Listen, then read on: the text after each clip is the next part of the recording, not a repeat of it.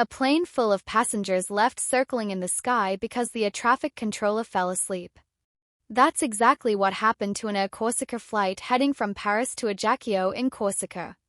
Flight XK777 had taken off from Paris-Orly at 10:45 p.m., and after a smooth 75-minute journey, the crew radioed in for landing clearance. But the control tower stayed silent.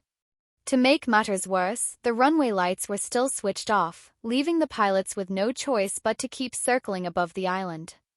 For nearly 20 minutes, the plane circled the skies.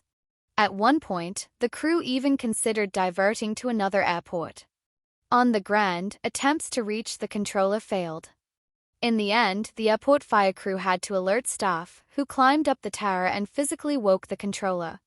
Once awake, he switched on the runway systems and the flight landed safely, about an hour behind schedule. The captain, with decades of flying experience, later said he had never faced anything like this before. Passengers surprisingly stayed calm. Some even joked about the bizarre situation, treating it as a story to tell rather than a reason to panic.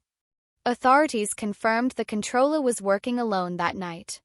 He tested negative for alcohol but now faces possible sanctions.